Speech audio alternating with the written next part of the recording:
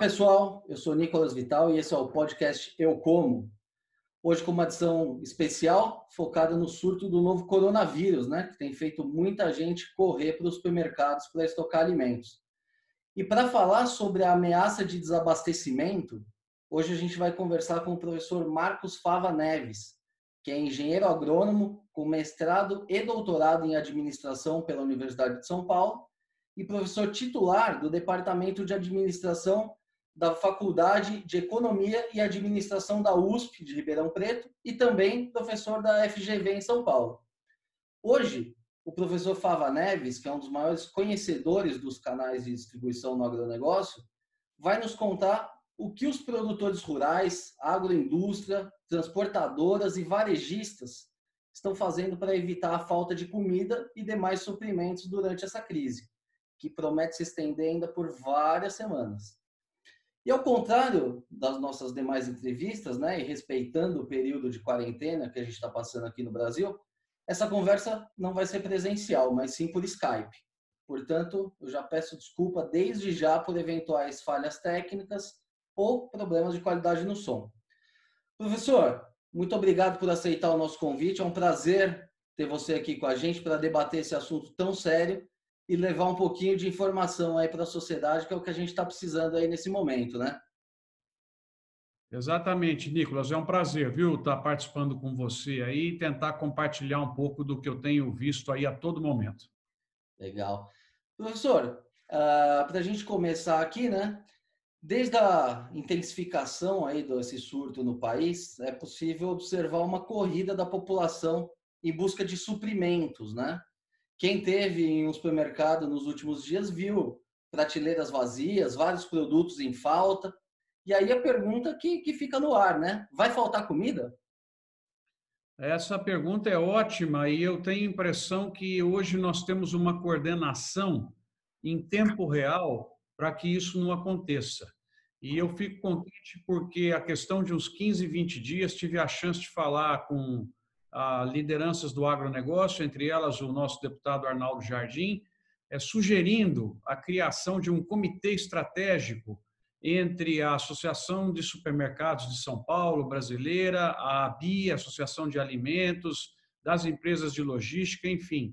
Essa ideia aconteceu, não sei se pela minha sugestão ou não, diz ele que sim, né? E esse comitê tem se reunido já há quase 2 ou 3 semanas para monitorar online o que está acontecendo, porque hoje você sabe, né, Nicolas, o que está sendo vendido numa unidade do Carrefour, do Pão de Açúcar, do Walmart, Sam's Club, está tudo online, monitorado os dados, então eles têm como medir qualquer comportamento anormal de compra e com as cadeias de suprimento extremamente interligadas, repor isso daí.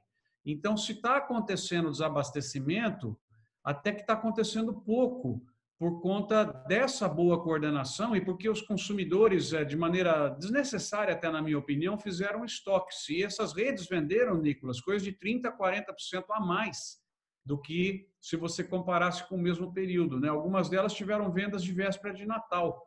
E mesmo assim, lógico, tivemos problemas pontuais, mas as pessoas podem sair de casa agora e vão encontrar praticamente tudo em todos os supermercados. Então, por enquanto, está funcionando bem esse sistema. Se a coisa se deteriorar, aí nós podemos ter problemas. Mas, por enquanto, não vejo motivos de preocupação. As indústrias estão respondendo bem, estão vendendo bem, quer dizer, mais uma boa notícia para o agronegócio. Além dos grãos que você tem acompanhado, a safra vem vindo bem dos preços, os fabricantes de alimentos, né, de hortifrutis, também têm tido uma demanda muito boa. Então, de certa maneira, estamos passando por essa crise sem grandes pancadas, né? Professor, e quais são essas medidas que vêm sendo tomadas tanto pelos produtores, né, dentro da porteira, quanto pela agroindústria, transportadoras e até pelos varejistas para evitar esse desabastecimento? Bom, conexão imediata, pedidos imediatos de produtos assim que eles percebem uma demanda adicional e uma coordenação muito próxima do ente público, seja na esfera estadual, e aqui eu queria destacar um trabalho muito bom que está sendo feito pelo secretário da Agricultura, Gustavo Junqueira, como na federal, com a ministra Tereza Cristina, que eles montaram estruturas para responder rapidamente a problemas. Então, eu consegui acionar já as estruturas deles 2 ou 3 vezes com pedidos do setor privado, foram respondidas de maneira imediata para resolver os problemas, né? Então, problemas aparecem porque você tem cadeias produtivas que são longas e, às vezes, alguém fecha uma fábrica de borracha que acha que ela não faz parte de uma cadeia sofisticada de alimentos. E aí, por exemplo, para a colheita de um determinado produto, vai um produto de borracha que você não tem peça de reposição se a máquina quebra. Então, o que a gente observou, Nicolas, que é uma coisa meio insana, parece que foi uma competição de governadores e de prefeitos para ver quem proibia mais e quem fechava mais coisas. Isso daí foi um movimento ruim, perigoso, prefeitos fechando fronteira de município com máquinas, proibindo fábricas de funcionarem. Então, são gestos de uma certa insanidade que nós não sabemos se é por questão política, porque as fábricas podem funcionar com os seus funcionários tomando todas as precauções em relação ao coronavírus, mas se algumas dessas iniciativas continuarem, pode trazer problema. O que acontece agora? Só para fechar essa resposta para você. Há uma coordenação no governo federal, muito bem articulada pelo Ministério da Agricultura, e qualquer problema, a agricultura, ministro dos transportes, na infraestrutura, todo mundo entra em contato junto para tentar sanar aquele problema.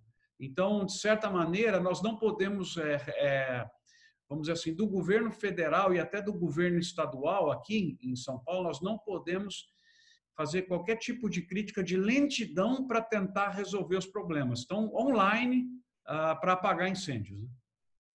E, professor, alguns produtos, né, como o álcool gel, quando não estão em falta, eles estão altamente inflacionados. Isso até acabou agora, né, por determinação do governo, de tabelar, vamos dizer assim, os preços do álcool para não ter esses preços abusivos. Mas essa inflação não pode chegar também à comida, conforme essa crise vá se estendendo? Esse ponto que você coloca do álcool gel e de outros produtos que nós vimos, Nicolas, é muito importante porque eu tenho tolerância zero em época de crise com gesto oportunista. E a gente viu gesto oportunista do setor privado e em políticos agora também, que tem prejudicado o bom andamento do Brasil, né? Essa discussão pública, no momento em que pessoas estão morrendo, é uma vergonha para o Brasil, isso que está acontecendo hoje, ontem, e que a gente viu aí. Então, no caso do álcool gel, também, como houve uma corrida brutal, não há setor preparado para conseguir ter isso aí em estoque, né? E aí você vê a pessoa também com um gesto insano e oportunista de comprar 15, sendo que isso aí vai usar em 2 anos, e também aumento de preços na cadeia de distribuição, o que é outro gesto oportunista também. Isso foi resolvido porque há muitas indústrias com vamos dizer assim, um gesto muito bonito, pararam as produções de alguns produtos para fazer álcool gel. Então, nós tivemos exemplos de cervejarias, de empresas de perfumes e cosméticos, né, que desviaram para fazer esse produto, e eu tenho a impressão que o abastecimento hoje já foi normalizado. E outra coisa interessante, Nicolas, assim, em termos de abastecimento a granel, e que a gente merece, nós aqui merecemos elogiar, foi o trabalho das usinas de cana, que você já viu por aí. Muitas fizeram estruturas de distribuição de álcool 70% nas próprias usinas, muito bonito, a pessoa pode ir lá com 1 litro e encher, né, respeitando distância, com toda a segurança, e outras fizeram um gesto ainda de uma nobreza enorme, que foi entregar o produto em tonéis de 1.000 litros, de 500 litros, nos hospitais, nos asilos, né? Então, é uma sorte muito grande do Sudeste, do estado de São Paulo, está cercado hoje de produtor de antisséptico, né? Que é o caso do álcool gel. Então, o esforço hoje, eu estou em muitos grupos aí de empresários do setor, está todo mundo vendo como ajuda.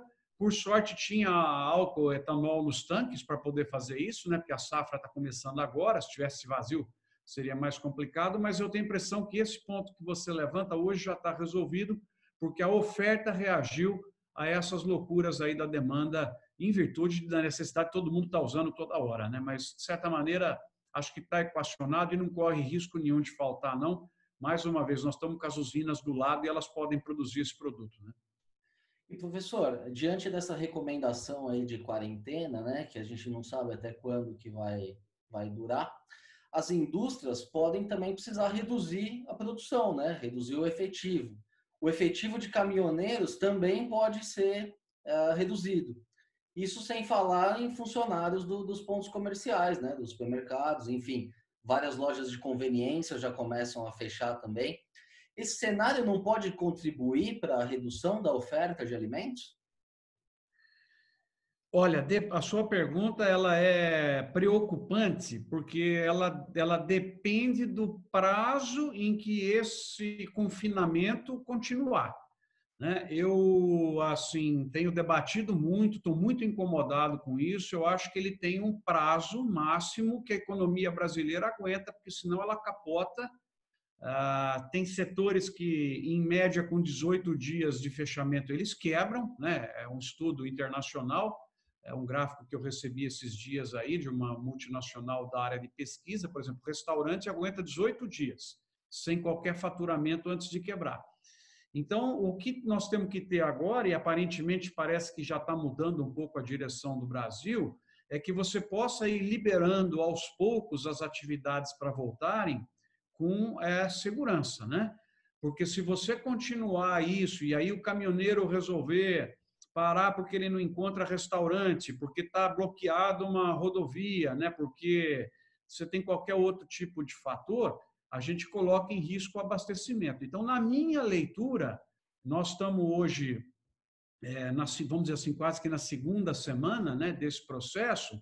Ele pode durar mais uma só, na minha opinião, porque senão nós vamos começar a cair que nem dominó, vai ter desrespeito a contratos, postergação de pagamentos, de aluguéis, a economia entra numa bagunça que começa a ficar um custo muito alto pela necessária confinamento das pessoas para dar tempo do sistema de saúde se preparar melhor, né, para quando o número de incidências aí do coronavírus aumentar. Então, e ele vai aumentar, né? Porque a gente viu que praticamente toda a população vai pegar, uma parte muito grande não vai nem sentir que pegou, mas nós precisamos garantir que aqueles que precisam de atendimento tenham os leitos, né?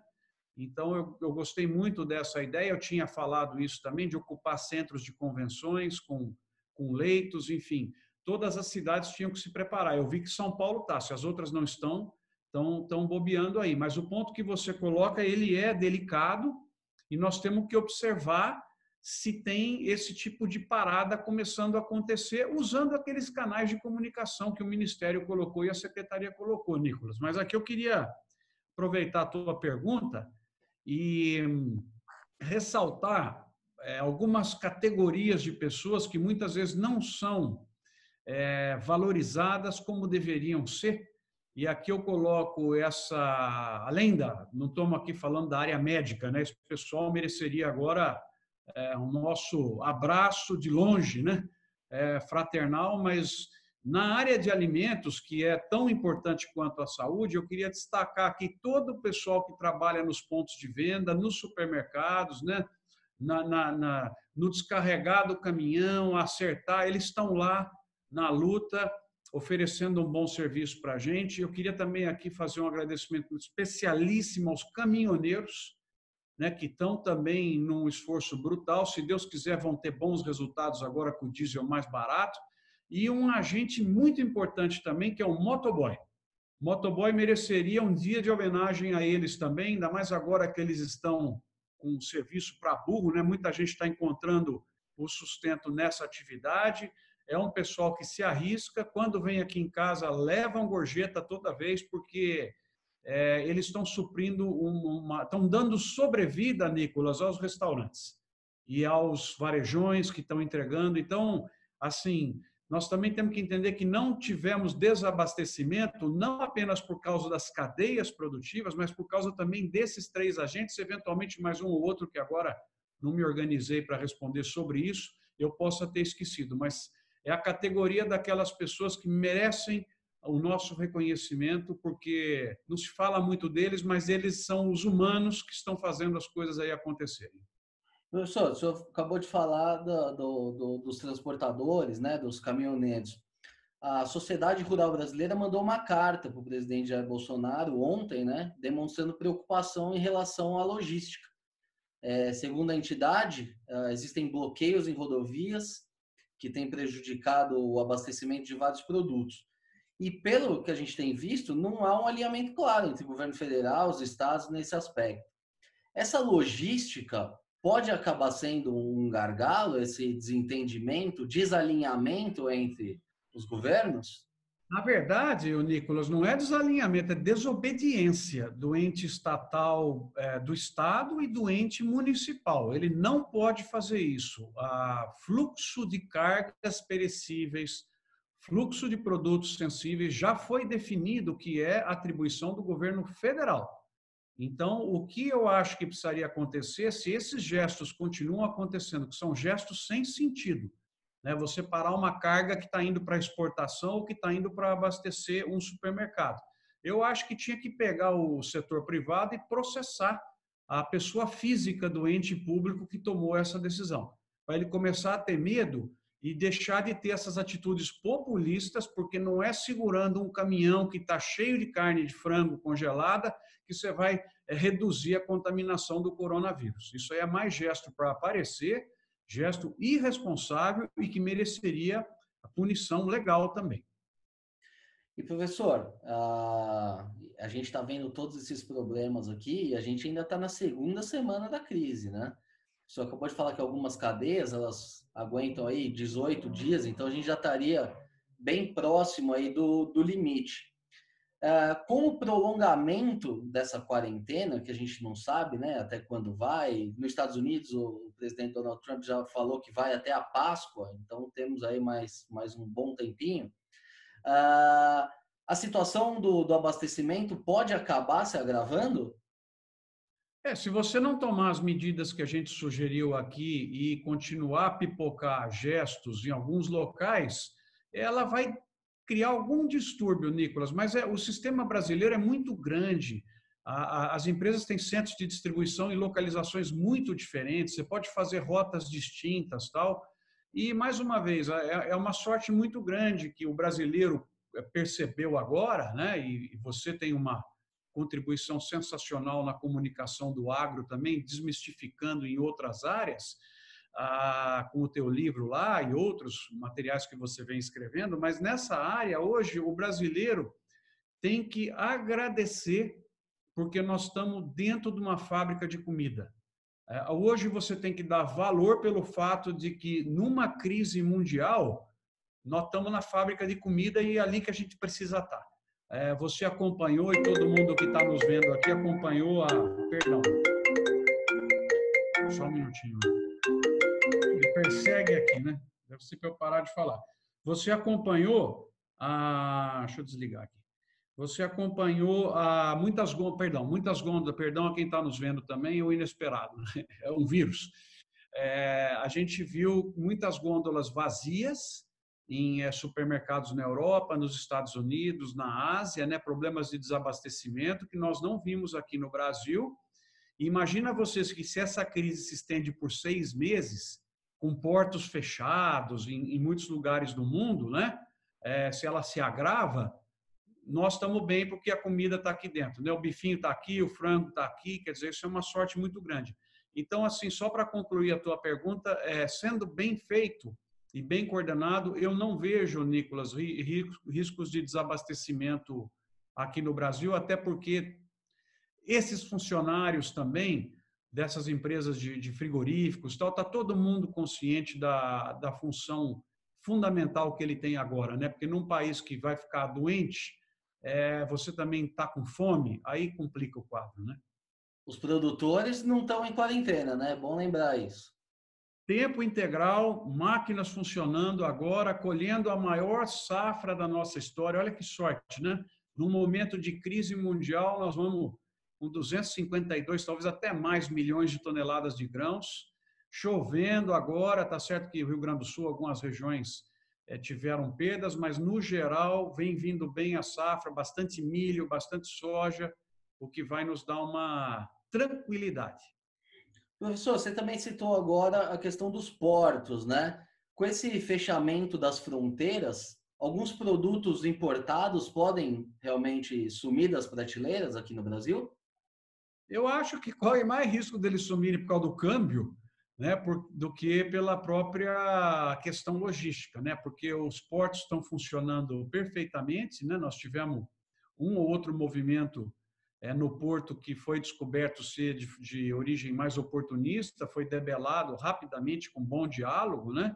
Então, nós temos o funcionamento normal dos portos. O que aconteceu, que não sei se chegou a gerar algum problema no Brasil, mas na exportação atrasou um pouquinho o resultado que poderia ser melhor, foi a escassez de containers com refrigeração, porque como os portos da China pararam 2, 3 semanas lá no confinamento total deles lá em final de janeiro e começo de fevereiro, ficou parado muito container lá. Mas a questão de importação de produtos, aonde as cadeias produtivas estão funcionando bem, eu vi alguma coisa de Itália, produto italiano que não está chegando em virtude lá de problemas graves que eles estão tendo. Mas, no geral, o abastecimento de produto importado aqui no Brasil também segue bem. E eu acho, Nicolas, eu vi agora, conversei com amigos da África do Sul agora há pouco, eles vão ter lá também, passar pelo que nós estamos passando, e o prazo é praticamente do mundo tropical e de quem não está com uma situação tão grave como a observada na Espanha e na Itália, provavelmente vai ser de 3 semanas. Eu acho que aqui no Brasil a gente já poderia pensar na semana que vem, né, em soltar já alguns setores que têm maior segurança e na Páscoa, que daria 3 semanas e meia, concluir isso. Talvez o que talvez foi um erro, Nicolas, também é que você aplicou, e eu previ, eu de certa maneira gravei isso, eu fiz um vídeo, não precisaríamos ter aplicado, Nicolas, o mesmo medicamento para diferentes regiões do Brasil, né? Então, assim, o certo era ter feito uma classificação das cidades de maior risco, né? Então, você teria São Paulo, Rio, onde o problema estava grave, você cria ali um nível 3. Cidadezinhas lá do interior de Mato Grosso do Sul, onde você não tem nenhum caso, elas ficariam no nível 1. E aí você aplica um pacote de contenção violento nas cidades mais perigosas e na cidade de nível 1 você deixa a coisa continuar funcionando, não precisaria parar a aula. Tem cidade do Brasil que nem vai ter caso, né?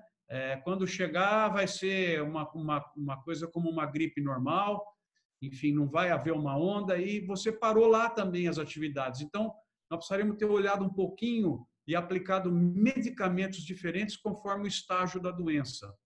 E assim também vale para o outro lado, Nicolas. Solta já, né, locais que você não tem nenhum caso, nada, não há motivo de manter a população enclausurada. Você já pode começar a soltar as atividades e aonde o problema está mais grave, você controla um pouco mais. Então, o Brasil é um continente, o mesmo medicamento aplicado para o Brasil todo foi um erro de estratégia.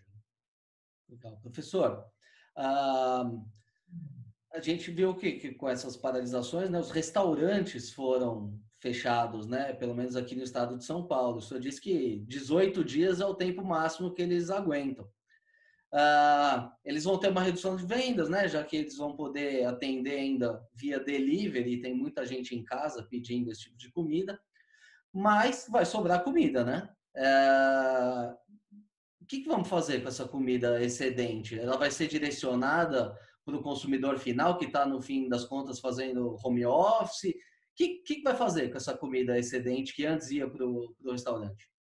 Ela está sendo muito bem absorvida pelo varejo, porque as pessoas em casa estão comendo mais, né? Eu já tenho recebido um monte de WhatsApp de brincadeira, porque o cara fica com menos atividade, fica mais tempo na cozinha, a criança fica comendo o dia inteiro, por isso que está essa loucura aí de consumo também, né? Então, o canal que a gente chama do food service, né, que é o setor de serviços de alimentação, durante essas 3 semanas ele vem praticamente a zero, e compensa com o varejo, mas não sem perdas. Tem gente que nessa história sai perdendo, porque o cara que é uma indústria de alimentos, que 90% das vendas dele é para o canal de serviços, ele toma uma pancada muito grande. Aqueles que têm 90% para o supermercado praticamente nem vai sentir nada. Então, depende do canal da distribuição da empresa, especificamente.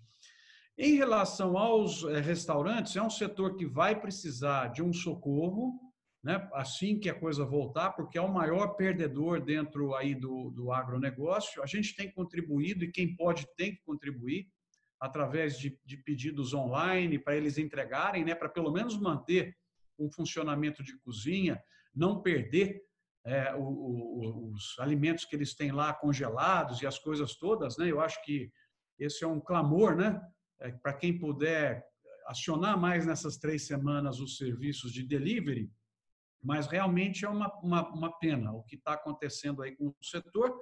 E quem sabe eles podem voltar com medidas de segurança fortes, quer dizer, mesas mais separadas, né, nesse período inicial, enfim, possibilitar com que eles voltem, né? Mas é a perda grande do agro. Outro setor que perdeu muito, é uma judiação, é o setor de flores. Porque o setor de flores, né, a gente não come flor, mas a flor vai ou para o supermercado ou para o canal de eventos, né? Exposições, feiras, casamentos, igreja e tudo isso daí. E você sabe que isso aí veio a zero, né? Então, se você falar assim, qual é o setor do agro que mais perdeu com o coronavírus? Número 1, flores. Número 2, flores também. Número 3, flores. Daí começa a vir os outros. Então, eu ajudei um pouco, sugerindo algumas estratégias, publiquei para que as pessoas lembrassem de comprar um pouco mais de flor aí no supermercado, porque é uma cadeia tão importante para nós em termos de emprego e que sofreu um golpe violento. E, professor, você acha que, atravessando esse momento, as pessoas começam a ver mais valor nos alimentos, né? E o produtor rural no Brasil é sempre muito desvalorizado, né? As pessoas tendem a taxar o produtor de mercenário, enfim. Você acha que o agronegócio sai fortalecido? Lógico que a gente ainda não terminou a crise, mas o agronegócio ele se fortalece num momento como esse, se mostrando fundamental para a vida das pessoas, se mostrando que é um setor organizado e preparado para esse tipo de crise. O agronegócio ele sai vencedor num momento desse? Sai muito vencedor por diversos momentos. Aliás, você me fez uma pergunta boa para gravar depois, fazer um artigo, né? Por que ele sai vencedor? Primeiro, porque ele não faltou com a propensão ao trabalho, ele não parou. Em todos esses dias, ele se arriscou e continuou abastecendo. Pelo fato de não ter parado e colocado suprimento amplo na mesa das pessoas, as pessoas perceberam que o produtor rural, às vezes tão criticado, merece um pouco mais de respeito, né? Então, na parte também da imagem, da valorização desse ente tão importante para o Brasil, melhorou. E as pessoas vão perceber algo que eu deixo registrado aqui no teu programa, que vai acontecer, que é o setor que vai ajudar a levantar o Brasil, porque as exportações, assim que a economia mundial entrar no trilho, elas vão bombar, porque a China vai precisar de muita comida, ela consumiu estoques, a China está com o problema da peste suína africana, que não parou de piorar, ela teve interrupção nas suas cadeias de produção. Então, a minha hipótese é que vai ter que parar de comer essas bobagens que ajudaram a criar esse problema, né, de regulamentações lá com esses animais selvagens, essas coisas que eles comem, de morcego, cobra, vai ter que migrar para carnes, porque vão fechar, pelo menos é o que eu vi numa regulamentação. Então, eu acho que eles vêm comprando forte e no segundo semestre o agro vai dar uma boa ajudada a recuperar o Brasil. E tem um outro ponto importante também, né, que eu tenho visto umas fotos interessantes no WhatsApp. Eu acho que até o pessoal que joga uma carga ambiental muito pesada no agro, agora que eles estão vendo a qualidade do ar nas cidades, né, com a redução do transporte, com um monte de mudanças comportamentais que as pessoas tiveram, ele vai parar de culpar o pum da vaca e do boi, porque o boi e a vaca continuam lá e o ar está muito mais limpo, né? Então, eu acho que a tolerância desse exército ambiental que fica batendo em cima do agro vai melhorar também, porque eles viram que a poluição mesmo está na cidade. O problema está no modo de vida do ser humano, né? E não no campo. Quem faz a sujeira não é o campo. Então, eu acho que também, Nicolas, em linha com o que você escreveu com muita propriedade, a turma ambiental vai ter que dar mais valor para o agro também, né? Porque nessas horas eles deram uma desaparecida, mas o agro continua aí, colocando a comida para eles comerem, né? É isso aí. Professor, já chegando aqui na nossa reta final, qual que é a recomendação para a população nesse momento? Existe algum motivo para pânico? É prudente estocar comida, mesmo que em pouca quantidade, ou é uma bobagem? Qual é a mensagem para a população nesse momento de crise? Eu não faria isso de forma alguma, porque eu não aposto que vai faltar, né? Então, eu acho que vocês podem manter o comportamento racional. Nós estamos, eu entendo, passando por um sacrifício muito grande que vai acabar, vai dar resultado, né? Eu acho que a gente vai conseguir postergar a tal da curva lá para permitir atendimento para mais pessoas, mas ele tem que acabar e acabar logo. Eu não vou ser repetitivo aqui. E muito das pessoas perceberem que a nossa vida depois desse período ela volta diferente. Eu estou sentindo profundas alterações no comportamento das pessoas, na propensão ao digital, na questão da família, na questão de você perceber coisas que você não precisa, que tiraram de você, você fala, mas não precisava, não preciso mais disso, né? Então vai haver uma mudança comportamental muito grande após esse período aí de confinamento, e eu tenho muita esperança que um novo coletivismo vai aparecer. As pessoas mais cooperativas, com valores diferentes, porque elas passaram por restrições não alimentares, mas restrições da sua liberdade, e vão passar a privilegiar mais as ações cooperativas, as ações de apoio às outras pessoas. E o que eu tenho visto já acontecer no meu próprio comportamento, Nicolas, que continuei pagando todos os prestadores de serviços nesse mês, eu vou aguentar fazer isso. Então, a nossa diarista que atende o nosso apartamento em São Paulo não está indo, está recebendo, né? O professor de piano está fazendo a aula online, o que não pode está recebendo, e eu estou vendo tantas empresas também com gestos de doação, que nós vamos sair desse buraco mais rápido do que o previsto, porque vai ter muita mão estendida para levantar as pessoas. Então, eu estou achando que não é só coisa ruim que vai ficar de legado desse período enclausurado que nós ficamos. Eu acho que vem uma mudança comportamental para o bem, que vai ficar como um legado positivo dessa situação difícil que nós ainda estamos passando, mas que eu já começo a enxergar o final dela. Legal. A conversa está ótima, mas o nosso tempo está chegando ao final já. Professor, queria agradecer mais uma vez a sua participação aqui no nosso podcast. Foi uma honra aqui, esses esclarecimentos também acho que vão ajudar a tranquilizar a população neste momento. Então, fica aqui o nosso agradecimento mais uma vez. Espero contar com a presença do senhor em mais outras entrevistas no futuro. Nicolas, é um privilégio trabalhar com você. Aqui atrás estão os meus livros, mas está o seu também, que eu ganhei. E eu te parabenizo porque o Brasil precisa também de um degrau acima do jornalismo em gestos como o seu, que pega um tema difícil, com muita gente contra, e traz a informação adequada, como o trabalho que você fez sobre os defensivos agrícolas. É isso que nós precisamos, é menos manchetes ruins, né, que não refletem a realidade, mas um trabalho científico de se aprofundar e trazer a diferença. Então, eu tenho em você, o nosso amigo em comum, Ibiapaba, também, que faz um trabalho sensacional de comunicação, hoje está na Citrus BR, e vocês, em nome de vocês, eu queria parabenizar todo o bom jornalismo que nós temos no Brasil. Então, vamos em frente. Conte comigo em outras interações aí. Obrigado pelas palavras, professor. Uma honra vindo de uma pessoa como o senhor. Então, Então é isso, pessoal. Essa edição do podcast Eu Como fica por aqui. O podcast Eu Como tem o patrocínio da Crop Life Brasil e volta com a sua programação normal na próxima sexta-feira. Por hoje é isso e até a semana que vem. Grande abraço.